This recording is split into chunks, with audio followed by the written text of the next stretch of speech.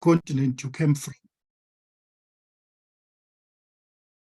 It doesn't matter which continent you came from, but if you were colonized, it meant you were basically treated like a sub-level human being, and your thoughts were not being considered.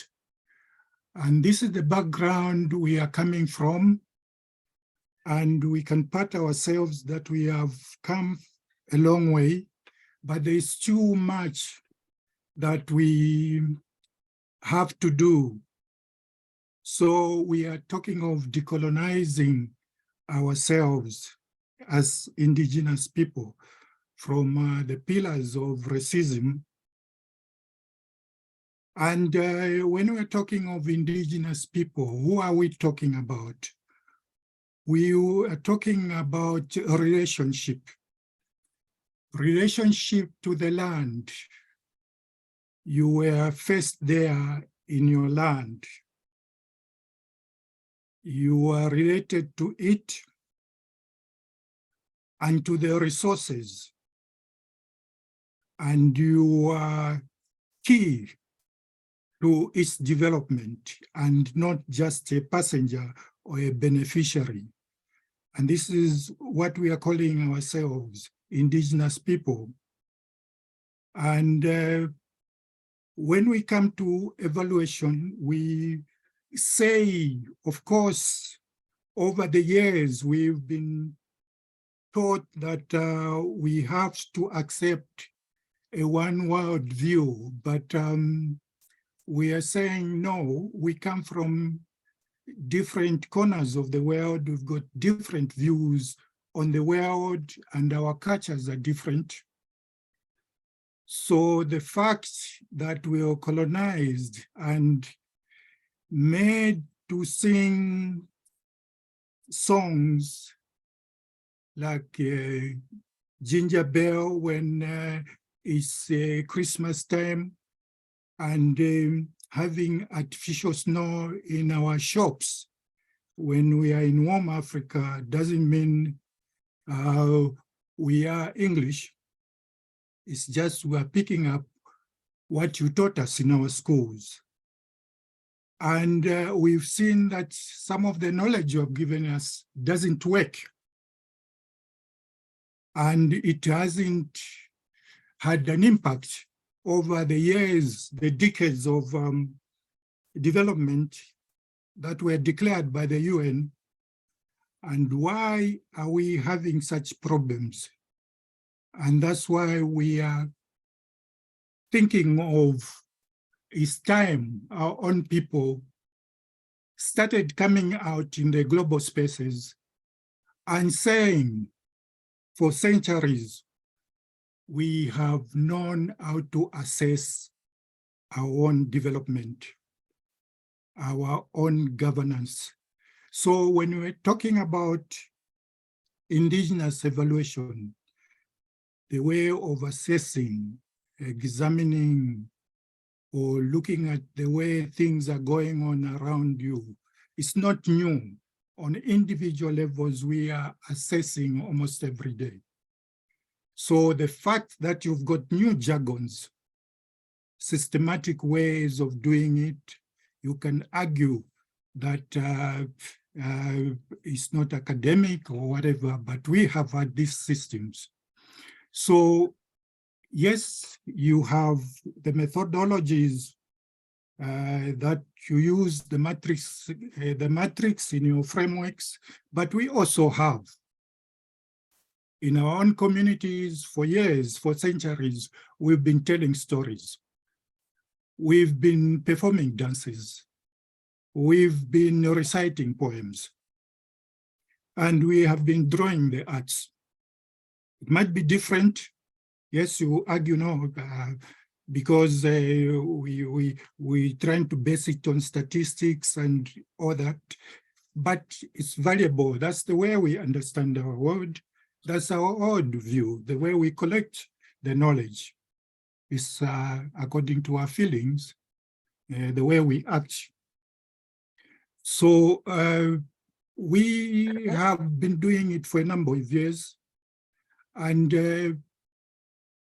it's not only in Africa, but across the world, indigenous people have been talking.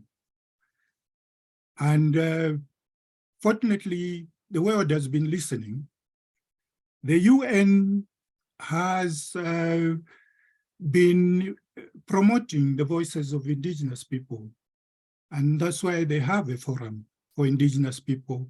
They have a rapporteur for indigenous people. It's because they are hearing the voices. And what is happening is the same people who colonize us are now being in front of the talks and seeming to be our saviors. We are saying, no, you've been around us for a number of years. Look at Zambia, for 60 years. You've been around in the development sectors. The development agents are all over. What do we see? Your new cars, or air-conditioned offices, and you influence our elections. But what is happening?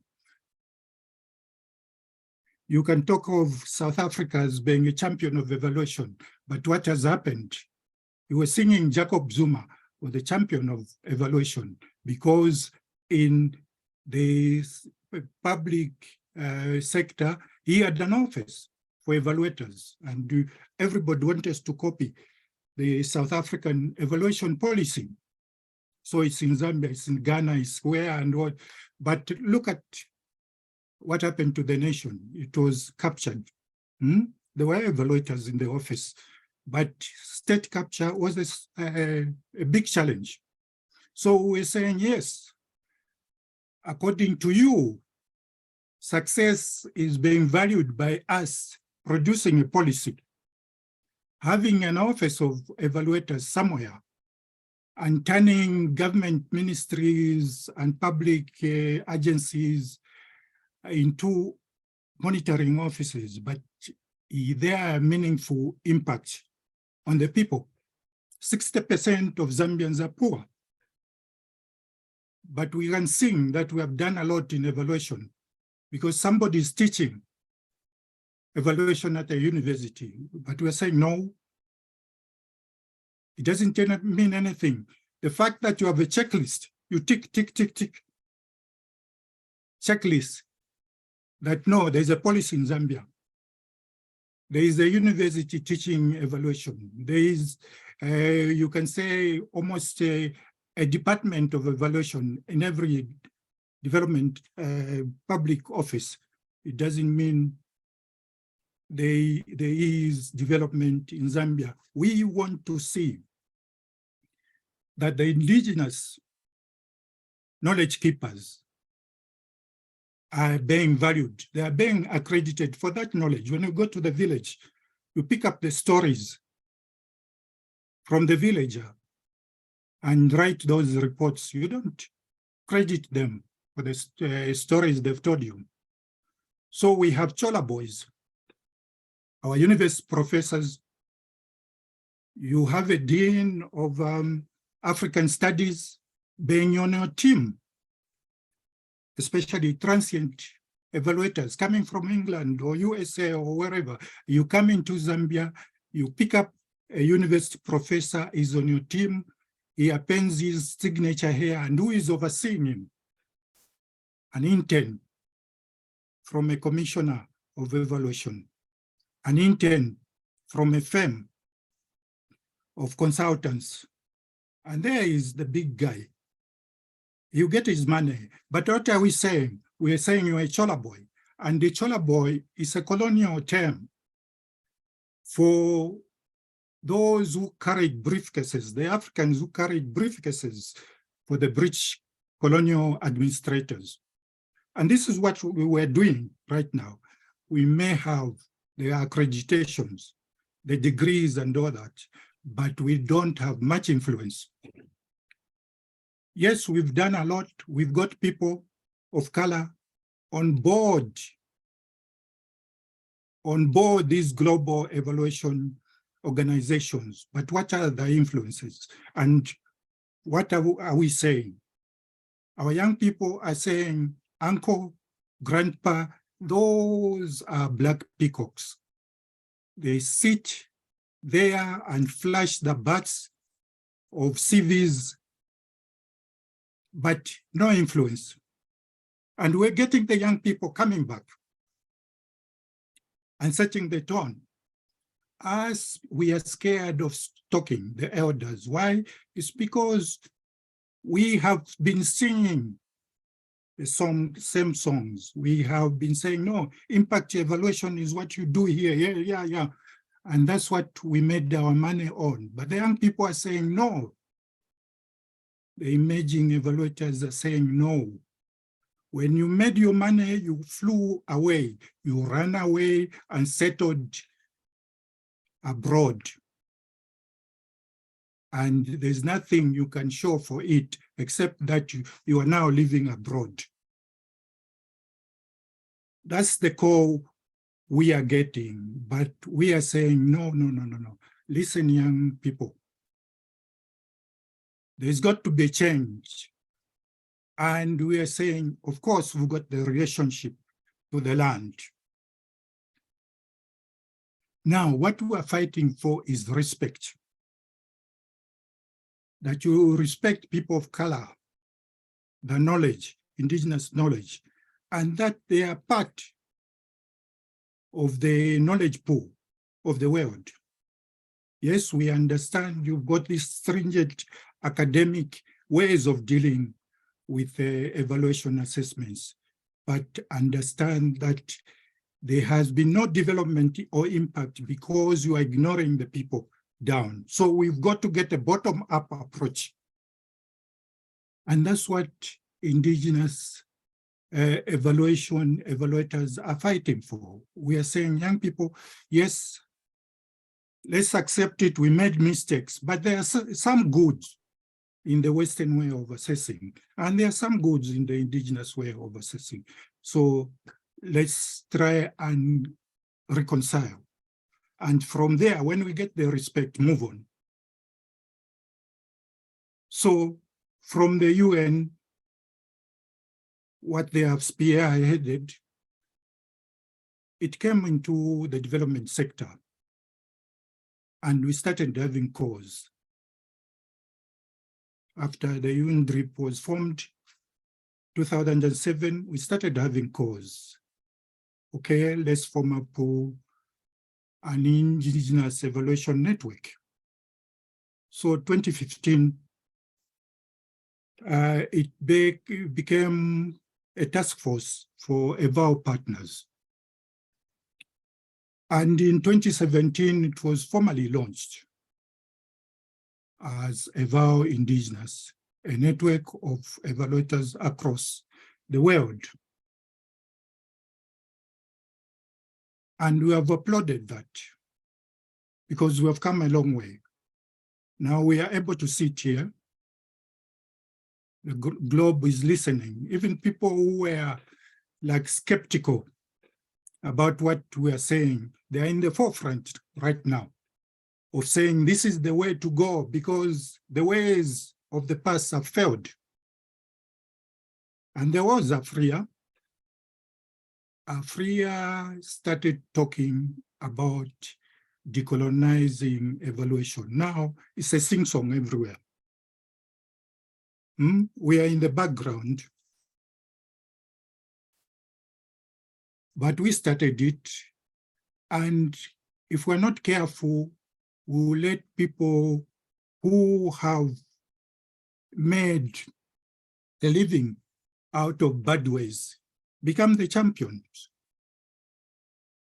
So EvalIndigenous became an umbrella body of indigenous evaluators across the globe. So we have RELAC in Latin America, though I think we wrongly call it Latin America because there are even Portuguese-speaking countries there. In America, they call themselves Turtle Islands, America, Canada. In Africa, Asia Pacific. So Afria, EvalIndigenous is an umbrella body of all these global networks of indigenous people. And now we've got a challenge within ourselves that we have to overcome. For 6 years, we've struggled because we are donor dependent. And whoever pays the drama calls the tune. If we need to be independent and push ourselves, it's time we ourselves, the high net worth individuals, companies, businesses, among us, people of color, have to stand up. Our nations have to stand up to the task. Here in Africa, our organization, the AU, African Unity Organization, is still donor dependent. Our African Development Bank is still donor dependent.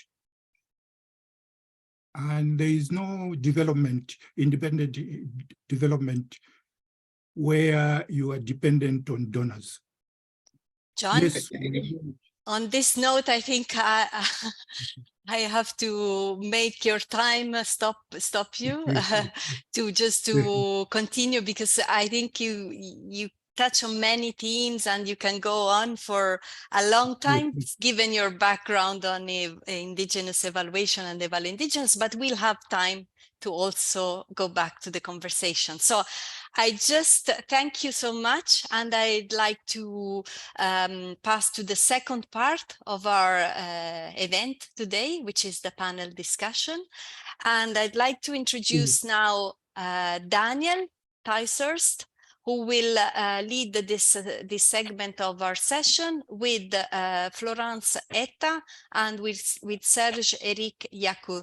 Let me just give a short introduction to all of them. So Daniel is a freelance consultant and defines himself as a reluctant evaluator. He has a passion for monitoring and listening to the voices of people. He has become a really active advocate and passionate about Indigenous evaluation, and he is based in the UK. Florence Etta, in addition to her active role in EvalIndigenous, she's also in Eval Gender Plus, and she's currently the vice co-chair of Eval SDGs. These are all networks which are part of the big Eval Partners family. She's also interim chair of the African Gender and Development Evaluators Network, and was president of the African Evaluation Association between 2009 and 2011, and she's from Nigeria. And then we have Serge-Eric Yaku.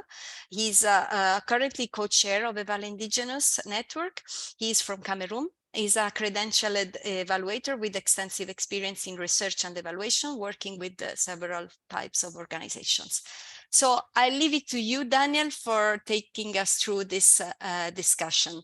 And I'd like also to invite participants, since we are a small group, to please feel free to type in the chat, where are you from, just to have a sense of what the audience, where the audience comes in from today. And we hope we can have some interactions later on. Thanks to all, and over to you, Daniel. Thanks. Thanks, Renata. Thank you very much. And also thanks, John, for the wonderful introduction and the passion with which you delivered it. I wanted to just, and also, sorry, hello to Flo and Serge, and welcome. It's good to see you guys again. Just a brief, this panel discussion deliberately positions Indigenous evaluation in relation to the work on national M&E systems and the Made in Africa movement that started some way back. I think, as John was alluding to, transforming evaluation does imply a decolonization and indigenization process. In and of itself, the big idea is to improve development. in and of itself, it's interesting and useful, but we've got to remember that there's a means to an end, and how transformative evaluation isn't just about indigenization and decolonization, it's also how it as a movement can improve the development of countries and continents. That Western aid and so on has proved fairly unremarkable. Let's choose my words carefully. I think I picked up from Bob Picciotto is how the process is about challenging and contesting the wave of the West's evaluation methodology and so on that John was alluding to as well, about mimicking and mimicry.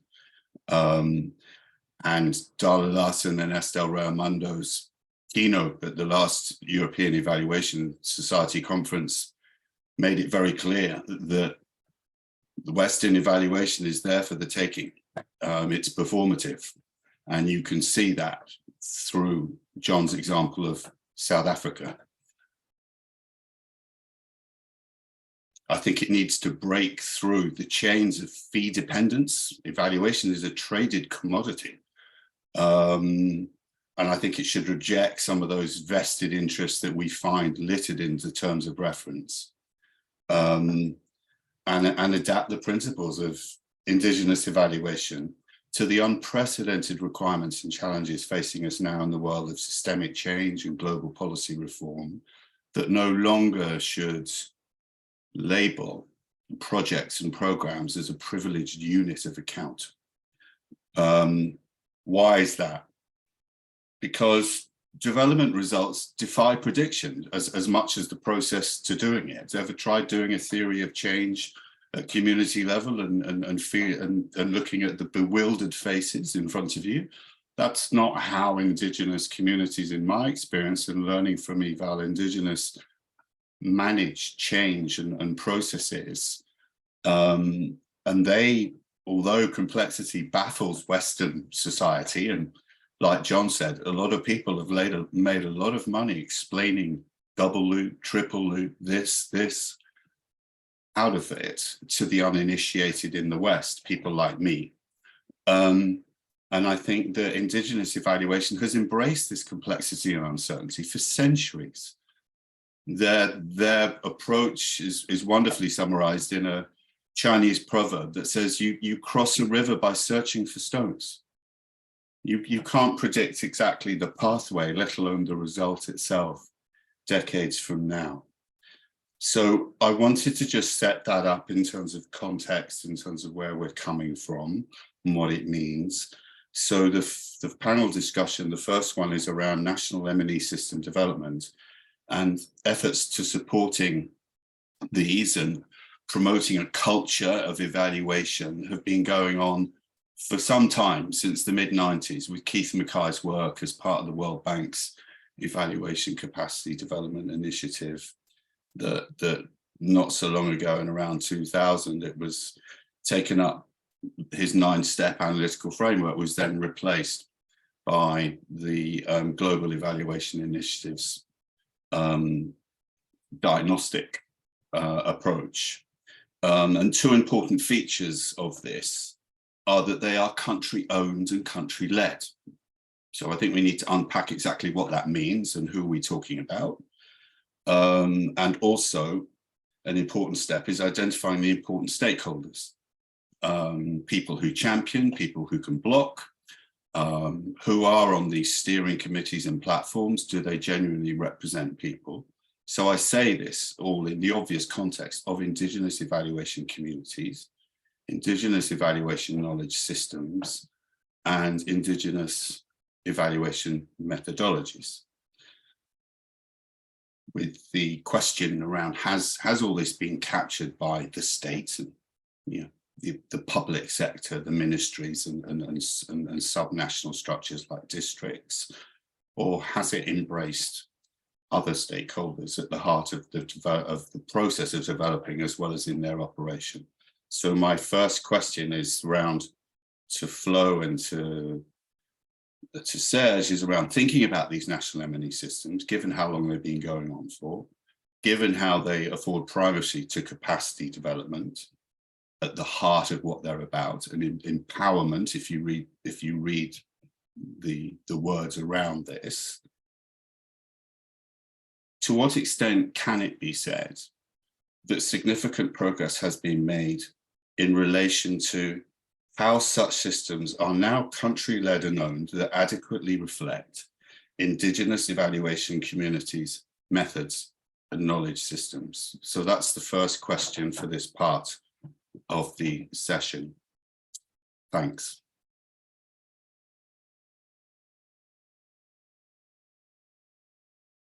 I shall defer to Sir Jarek. I prefer that you start lady first. Lady first. Okay, thank you very much for the introduction and the general lay of the land that John has given.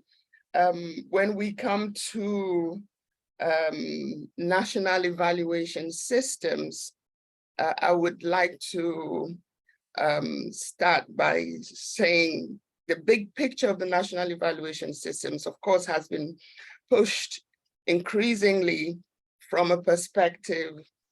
We must acknowledge the UNDP for the national evaluation conferences, the capacity building conferences that they hold yearly, and of course the UN systems for supporting national evaluation policies, you know, from UNDP and UNICEF have supported countries to basically generate and create national evaluation policies and the development of national evaluation systems.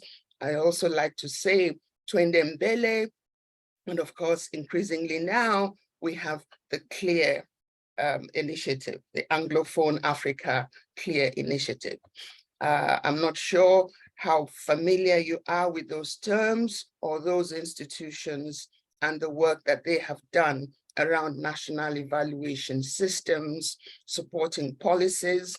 And I just want to say that the last document research was done by Barbara Rosenstein, actually came out last year, updating the number of countries around the world that have national evaluation policies. The general orthodoxy is that if a country has a national evaluation policy, it would support the development of its system. Now let's get to this notion of country-owned. This is not a new fixture or a new notion. It goes back at least, you know, a decade or a decade and a half. And we're still mucking around with it simply because we truly do not, we're paying lip service to the notion of country-owned.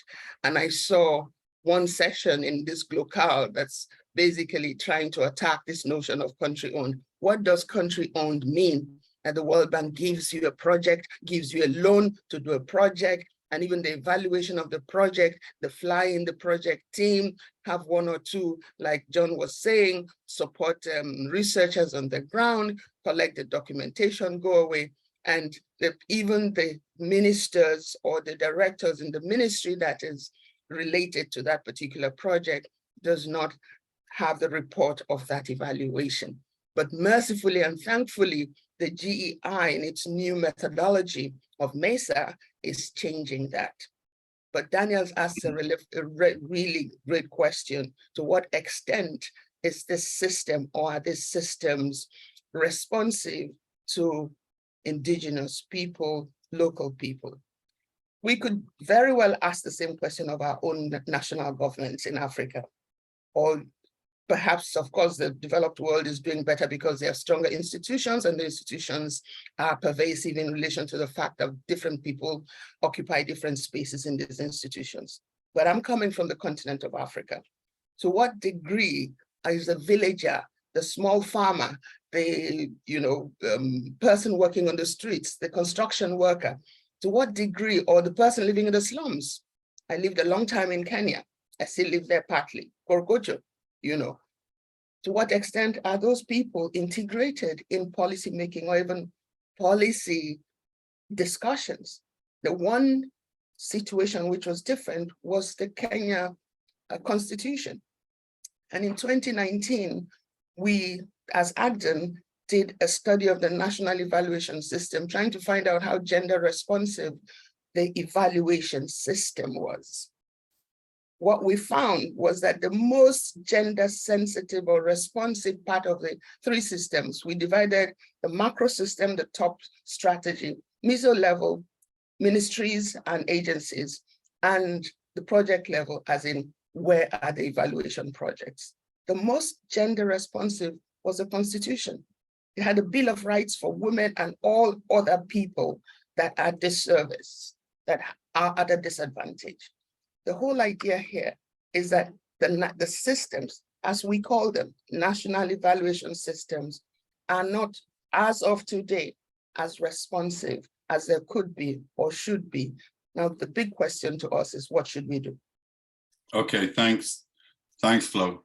I mean, I really, I think if you look at the intent, if you look at the kind of the current suite of guidelines on diagnosing M&E capacity, building on current systems, you can't but not come away with the conclusion that the MESA guideline, the guidelines for diagnosing systems, are far too faint in terms of Indigenous evaluation systems, communities. I think they have, I don't know, a representative of the community on some board or some oversight committee. It's very bureaucratic, as opposed to the kinds of things you're talking about.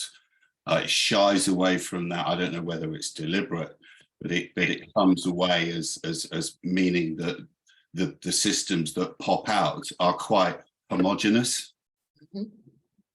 Based on, and the only difference is more technical than anything else. It doesn't articulate the culture of the country.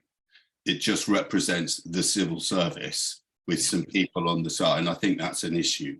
So I don't think one can conclude that the current guidelines in this respect are a significant step change in relation to what Keith Mackay's 9-step approach took back in the mid-90s.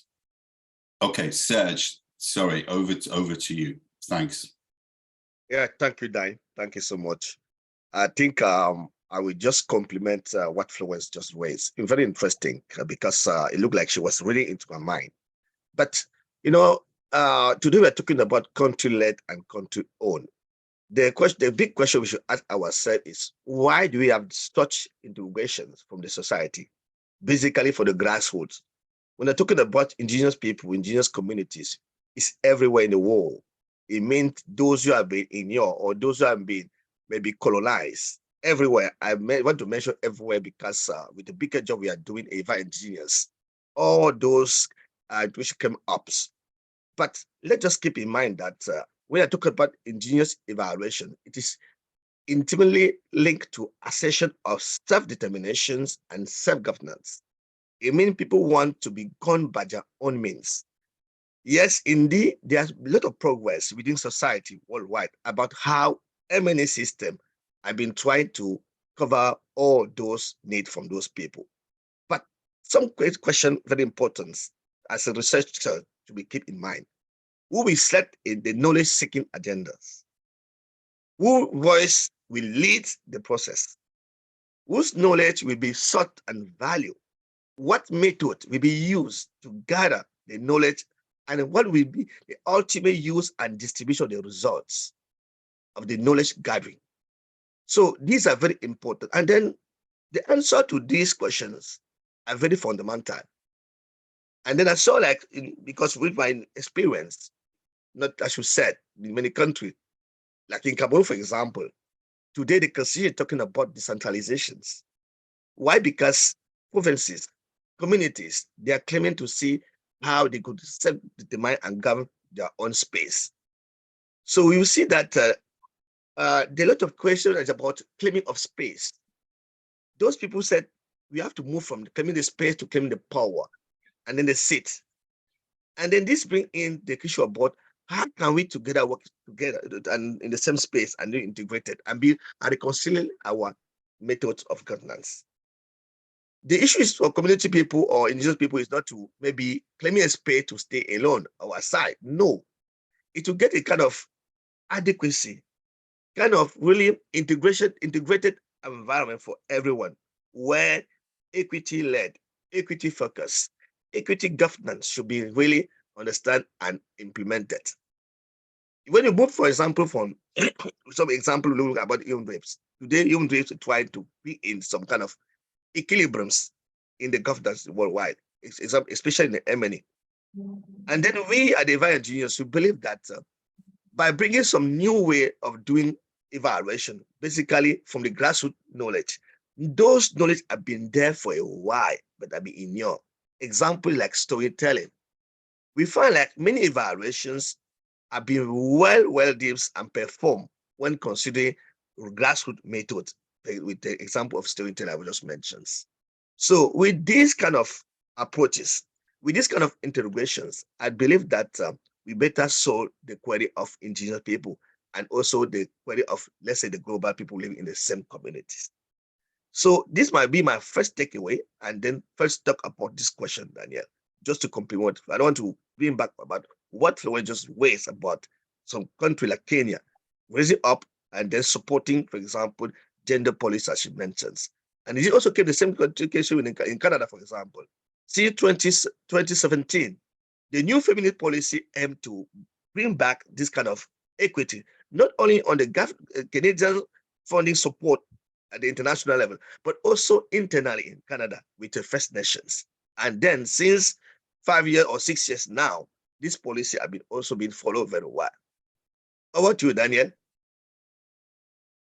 Thanks a lot, Serge. I think, yeah, similar to John, I mean, I think the storytelling issues and the things that John talked about as well, about how you process information and how that comes out through art or dance or storytelling. And, you know, you can even go on a training course in London on storytelling in development kind of thing, you know, and I think these kinds of things are being captured. I think there's a comment from Denise, which is also kind of really important here about, let's not say that it's Indigenous evaluation or Western evaluation. I think the way forward in the discussions are about how we blend it rather than have a kind of binary either or. And I think that's really important in terms of the dialogue because I think it reminded me of how transformative approaches and the kind of things we're talking about for Indigenous evaluation. Yes, it's about contesting and pushing back, but it's also about collaborating. And I think that's really important. I think we're, in terms of time, I'm trying to be heroically self-disciplined in all of this, but we need to move on to the next part. And as Renata said, for participants, please kind of, I was going to use this English expression, muck into the chat room and put things on, and we will kind of give voice to those at the end. Okay, so we can move on to the next part of the panel, which is around this phrase, made in Africa. It's, again, it's not new. It was first raised at the 4th Africa conference in Niger.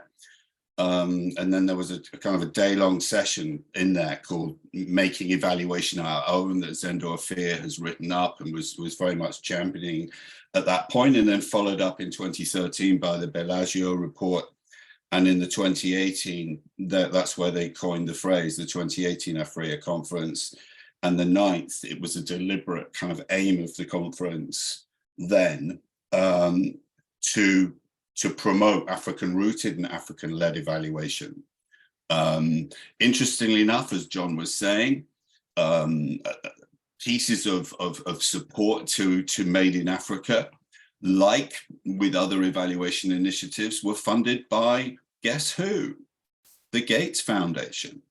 You know, where are, John said, where are the African, you know, high net worth individuals and philanthropists who want to promote this? It's ironic that so much of it, I'm despite all that, I mean, I just think that, Bagele Chalisa's piece was really informative for me in terms of understanding what this means in terms of resisting the kind of borrowing of Western values and standards to evaluate programs in Africa and so forth. And you see that all around you. So with citing of all of this, the question to you guys is around, to what extent do you agree, that Made in Africa does adequately promote and feature Indigenous evaluation?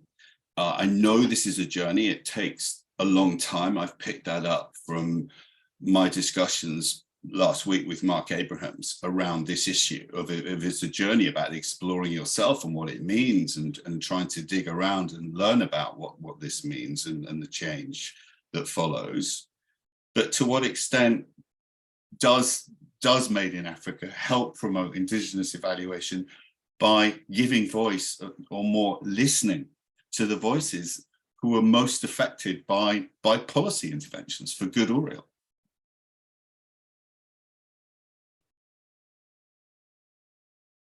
Okay. Thank you very much, Daniel, for giving that intro to the Made in Africa approach. I would like to start with saying that we must contextualize the Made in Africa approach in a broader canvas. It is Africa's and the African Evaluation Association's response to the rising, for the longest time, disaffection with the kind of evaluation techniques and theories that, that were being pushed. It was, I remember reading that article. It's about specifically, and you don't have to be an Indigenous African to loathe and despise randomized control trials, for example.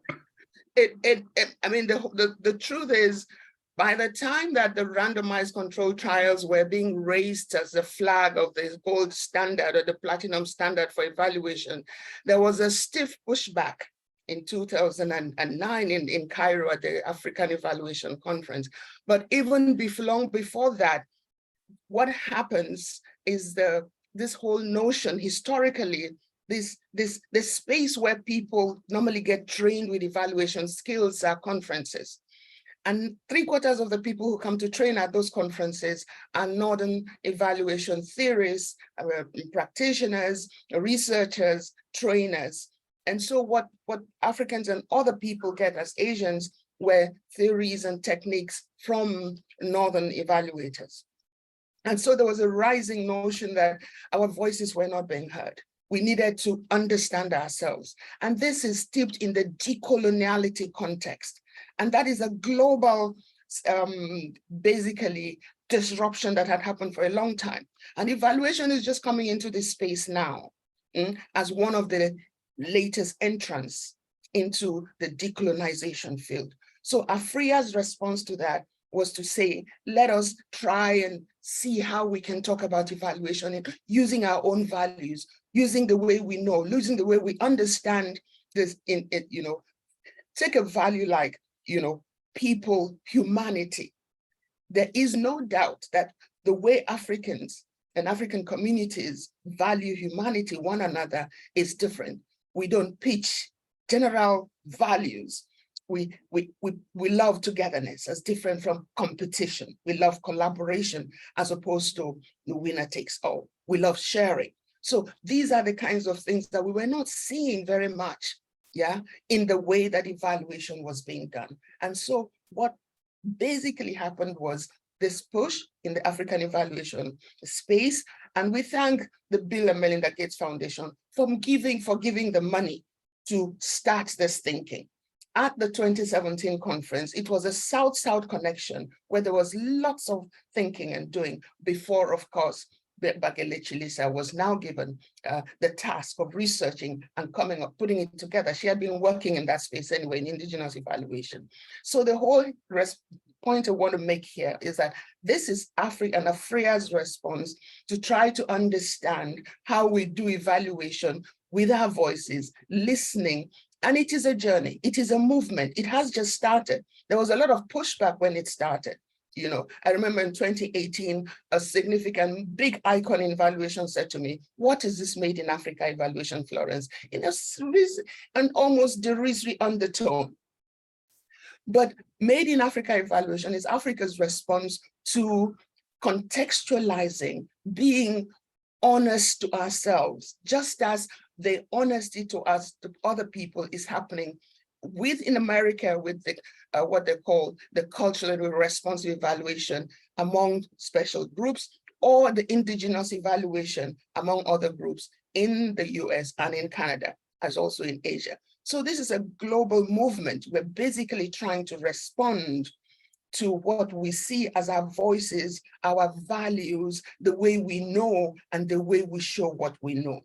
So the Made in Africa evaluation is, as Daniel has said, and as the story says, there is a volume in the African Evaluation Association journal that talks about, that gives at least 14 different articles that are looking at this dimension. And I would recommend that you take a quick look at it to see how it's going. We are not there yet. What we're going to do is make sure that we all join hands globally with all other sectors of the world that are dealing with indigenous and colonized mindsets, so that we also bring our own knowledges, our own ways of knowing, our own evidence, the way we collect and present evidence to the global space, so that the world becomes a better world for knowledges that are basically multiverse. Okay, thanks, Flo. Serge, a couple of minutes and then we got to move on. I think we are running over times, and then these very interesting questions. And then when we are talking about the policy and how well those policies consider the voice of indigenous people, it's also linked to when we let's say the upper right, we talk about country-led. If the government decides to have a country-led approach, it means like they want to consider the voice of those who are the minority at the grassroots, right? So it also brings back, the question as I raised before, how can we just set up this role and responsibility within the community to make sure that, each grade be considered? Very important. I just saw the question from our colleagues on the chat bottom asking, how can evaluation or evaluative evidence promote the sovereignty of indigenous community, for example, in agriculture? So the attempt answer to that question is to, really follow the indigenous approach to evaluations, which are very highlighted in the several way. Because indigenous evaluation, as compared to classical evaluation, need more time. Why it need more time? Because we fail most of the time to know well and then to get an established key relationship with local people, especially with their local leaders. Most often, the classical approach keep aside, really the place of those leaders, local leaders, because by this means, it means the leader has kind of the wisdom and let's say the memory of the communities. So they give respect to those people, and they're very importantly. We talk about fund foundations, of course, they might be supporting these actions. Today, the indigenous people are not claiming a space to stay aside, as I said. Having thought coming in without influencing the approach is an attempt also to support the integration of a same space for everyone's. Like with these programs, they were not kind of internal involvement from the Ford Foundation for this support we are leading now. And then this is a different approach as compared to previous, we talk about World Bank in the first question, the attempt was around 1990 to support those work worldwide. But at that time, the World Bank was influencing everywhere, in the design space, in the implementation, in the evaluation, even the policy and the guideline for the intervention was influenced by the World Bank. And now we're starting with some different approach, like with the Ford. If our engineers decide about what we do design, what to cover into the activities, and then how we are going to evaluate it. And then this is also an attempt to support, the voice of indigenous people. I can say so many things, I can always met, but for the matter of time, I believe that we can just go back to the chat button, Daniel, so that we can just have a look and see we have some attempt for answer, because there are so many ways to understand how well, and then why it's very important that, adequacy to be able to promote really this is so-called made in Africa, start in Africa, of course, but there are a lot of same attempt everywhere in the world, even in Asia, when I got the opportunity to use a lot of experience. So maybe I'll have to use so that we can go back so that we don't forget participant on the chat button. Yeah, I know. Thanks, Serge. And Renata, how are we doing for time? And I kind of know the answer. I think officially we have 5 minutes. Okay. So I'd say perhaps see what is in the chat.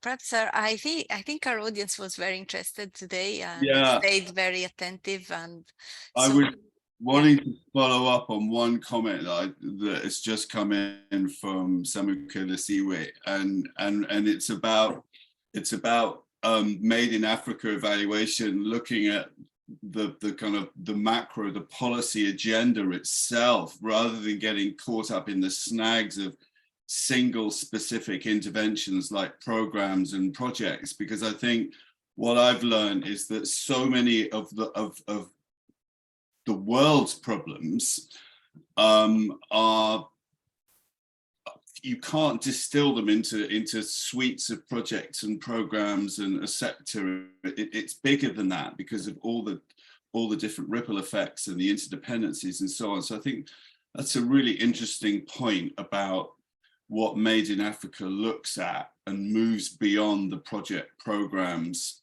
which are typically funded by many donors.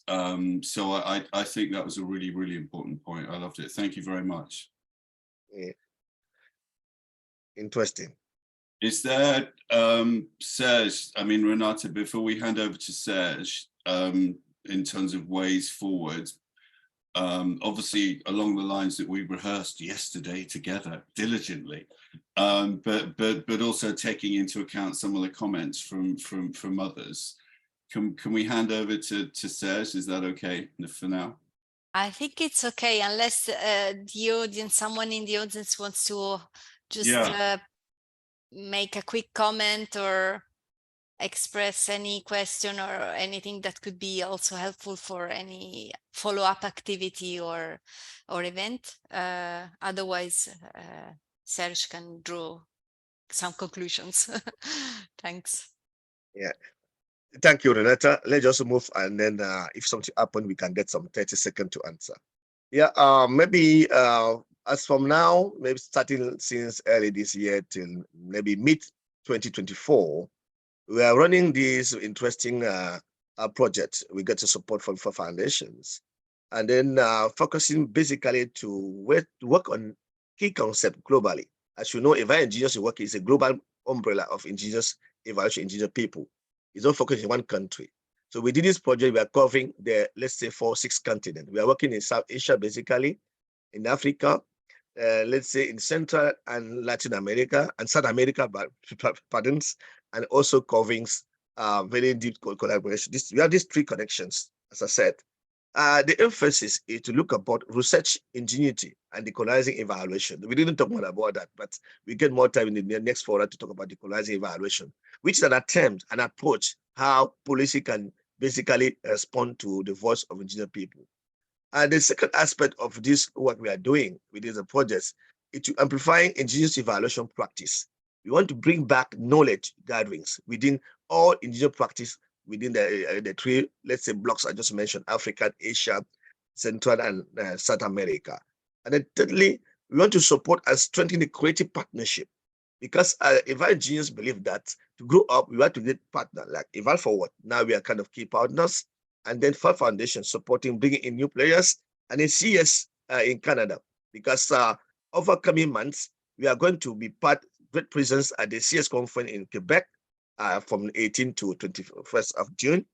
And then another very big rendezvous is in December with APIA in Manila, where we believe that we start getting first result of this project, to share with all people. So this basically our way forward with EvalIndigenous, but we want to also support and strengthen indigenous networks. EvalIndigenous want to get and gather all networks as part of the global networks. Of course, we are covered by Eval partners, very importantly, but still, we want to be the voice of those what we cannot say and move forward. So this is a key takeaway and the key thing we are going to implementing. And then, of course, at the bottom end, we have to publish a books. We get the books by the mid-2024, following a second International Indigenous Evaluation Conference. But the venue had to come. We didn't decide yet. We didn't decide all the procedures, but for sure, you'll be informed on due times.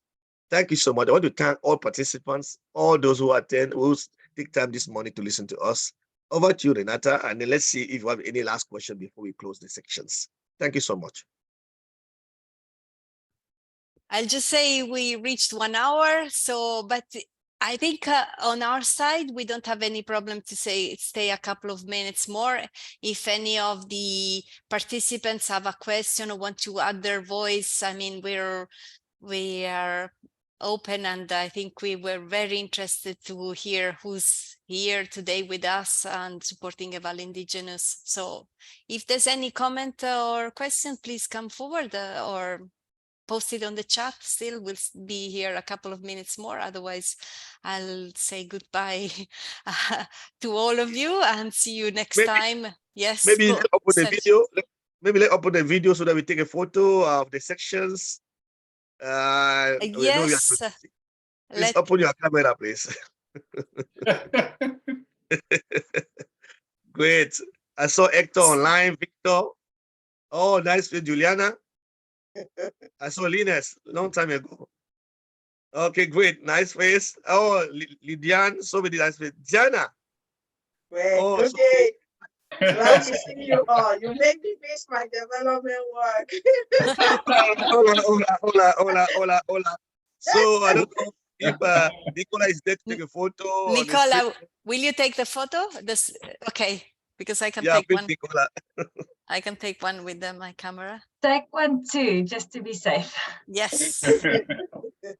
I took one. Thanks. Great. Un abrazo to all from Colombia. Oh, hi, hello, Victor. Salute. Thanks. Thanks all for joining. Thank you so much. Thank you for joining. Thank you all very much. Bye. Discussions. So, bye-bye. See Good you. friends. Bye-bye. Bye-bye. Thanks, Bye. Nick. Bye.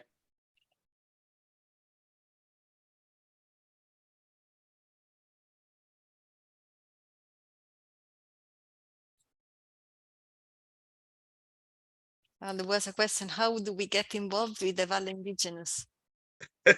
Yeah, exactly. I don't know if Samuel is still here. No, he left, I think. He left. Oh, Yeah. no. Anyway, I think we don't have the email of people who signed up. No, we have the emails of everyone who's Please, joined can the you share meeting, so we can follow up. Exactly. Yeah, please share to us, and then we send them some process how to join EvalIndigenous for sure. That's a good questions. Anyway, thank you so much, Renata. You were so wonderful.